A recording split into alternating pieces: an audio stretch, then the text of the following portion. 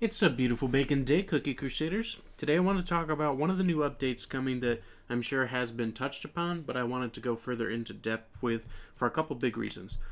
So we see that there's going to be 4 new bundle options as far as the production buildings that you can upgrade, which some of you may not be at yet, some of you may be considering going to. And those are going to be the bakery at level 7 and 8 for the hearty Rise and the tart jam pies, the artisan workshop for biscuit planters, and the flower shop for candy flowers. So if we go to those, that would be the bakery. So we're going to have Rise and tart jam pies at the higher levels. Now notice this is going to take you past the croissant. Some of you may not have gotten those upgraded yet because you have not wanted to have that be in your tree of wishes or have that be in your trains. So we'll talk about that in a moment.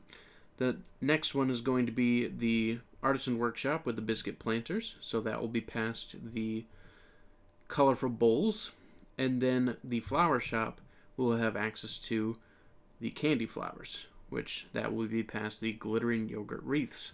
So early in the game, it was not recommended to actually upgrade your buildings too far. I had already gone past because I wasn't really into research back when I first started playing. Wasn't really considering it. And so I did, and it made trains pretty hard. When I looked at my guild, they have almost 2, if not 3 times more trains sent than I do because I just was never able to send them very easily. Just because you can't refresh them and you had to produce the material somehow. So, what I am going to say is this, though. With these new bundle options coming out, yes, it does technically make the game easier to just come in, produce them, leave the game, come back later. Sure, that 100% is much easier now. But I'm taking it in a little bit of a different package now. With the ads coming that you may or may not want to use, you will be able to actually go in and speed up buildings and research. Now, it didn't directly say if you can speed up the production of items and buildings, but if you can, then I'll probably be using that towards the bundles. If you cannot, you can still at least utilize it. And if you don't need to utilize it because you just want to do it towards the production altogether, that's fine too. But the way I see it is that they wouldn't be making all of these changes gradually if it was just one singular fix for the resource system. Because they're considering how these resources make an impact on the events, whether it be golden trade, if there is impacts to the overall system of coins that you get so that you have abilities to upgrade cookies and such. So I'm sure that that's a consideration in their minds when they are building out these systems and upgrades. Because what they could have done is they could have just taken their time, gotten all these buildings bundle packaged up the first time they did the bundle, and called it good. But they've slowly released them. And I think that there's a reason to that, more so than just doing it once. And no, and it's not the reason of, oh yeah, well it's just so that they have more content to push so that they're not empty on content. No, that's not actually the reason I'm thinking. The reason I'm thinking is that it's leading to something that they are building, which is a more central focus of those resources.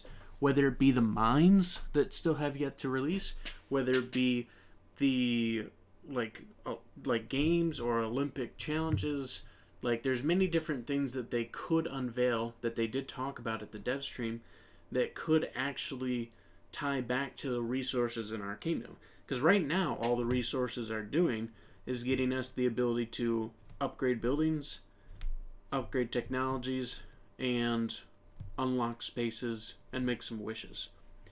That's great and all, but really, if you think about it, at the end of the day, it's just the wishes for coins and the auroras and the radiant shards, the materials used for the trains for radiant shards and auroras and gems, and the materials needed to unlock the lands so that you just have more space for more buildings.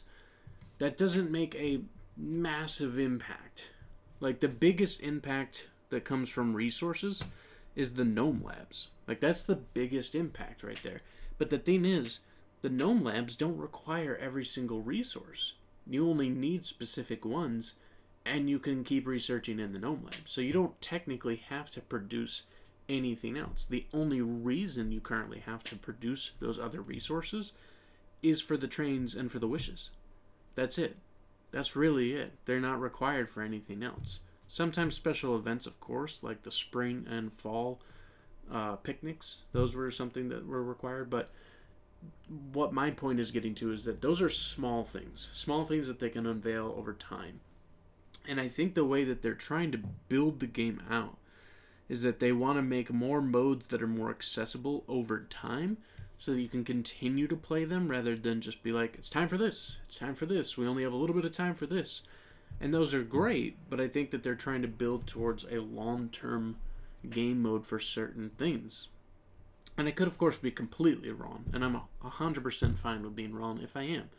But the way I see it is that if I was to be wrong, easily, they would have just unveiled all the bundles for all the resource buildings at once, and then that would have been it. But they didn't. They've spaced it out. And the only reason I can come up with that is because it takes time to build really big implementation game systems. It takes a lot of time and to make it work. And so for them to make a system that really, really incorporates all those resources is going to take a lot of effort.